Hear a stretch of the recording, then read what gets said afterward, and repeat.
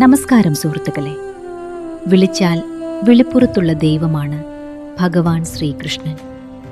നമ്മുടെയൊക്കെ സ്വന്തം ഗുരു വായൂരപ്പൻ.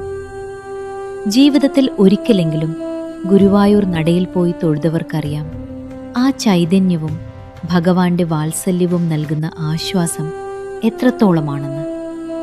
നമ്മുടെ എല്ലാ സങ്കടങ്ങളും പ്രശ്നങ്ങളും മറന്ന് ആ തിരുമുന്നിൽ കൈകൂപ്പി നിൽക്കുമ്പോൾ കിട്ടുന്ന അനുഭൂതി പറഞ്ഞറിയിക്കാനാവാത്തതാണ്. ഇന്ന് ഈ വീഡിയോയിലൂടെ നിങ്ങളുടെ ഏത് വലിയ ആഗ്രഹവും സാധിച്ചു തരുന്ന ഗുരുവായൂരപ്പന് ഏറ്റവും പ്രിയപ്പെട്ട ഒരു വഴിപാടിനെ കുറിച്ചാണ് നമ്മൾ സംസാരിക്കുന്നത്. നമ്മളിൽ പലരും പല കാര്യങ്ങൾക്കായി വഴിപാടുകൾ നേരാറുണ്ട്. എന്നാൽ പൂർണ്ണ വിശ്വാസത്തോടെ ഈ ഒരു വഴിപാട് നേർന്നു നോക്കൂ. നിങ്ങളുടെ ലക്ഷ്യത്തിലേക്ക് ഭഗവാൻ തന്നെ വഴി കാണിച്ചു തരും.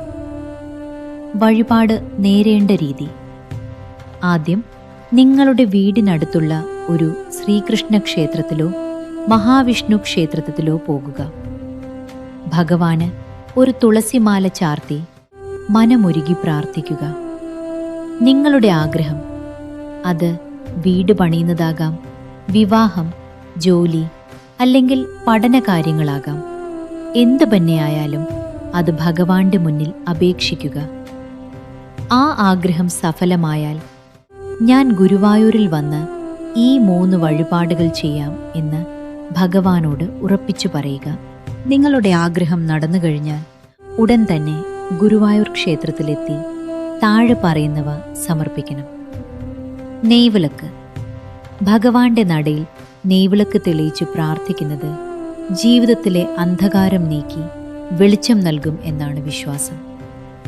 ഗുരുവായൂരപ്പന് ഏറ്റവും പ്രിയപ്പെട്ട വഴിപാടാണ് വനമാല. തെച്ചി, താമര, തുളസി എന്നിവ കോർത്തിണക്കിയ ഈ മാല ചാർത്തുന്നതിലൂടെ ഭഗവാൻ അതിവേഗം പ്രീതനാകുന്നു. ഭഗവാന്റെ പ്രിയപ്പെട്ട നിവേദ്യമായ പാൽപായസം വഴിപാടായി സമർപ്പിക്കുക. ഈ വഴിപാട് നേരുമ്പോൾ ചില കാര്യങ്ങൾ കൂടി ഓർമ്മയിൽ വയ്ക്കുക. ഏറ്റവും ഉത്തമം ഏകാദശി ദിവസം ഈ വഴിപാടുകൾ ചെയ്യുന്നതാണ്. നേർച്ച നേർന്നു കഴിഞ്ഞാൽ അത് മറന്നു പോകരുത്. ആഗ്രഹം സഫലമായാൽ ഉടൻ തന്നെ അത് നിറവേറ്റാൻ ശ്രദ്ധിക്കുക. കാരണം ഭഗവാന് നൽകിയ വാക്ക് പാലിക്കാതിരിക്കുന്നത് ദോഷകരമായി ബാധിച്ചേക്കാം. അതുകൊണ്ട് ഒരു ഡയറിയിലോ മറ്റോ ഇത് കുറിച്ചു വെക്കുന്നത് നന്നായിരിക്കും.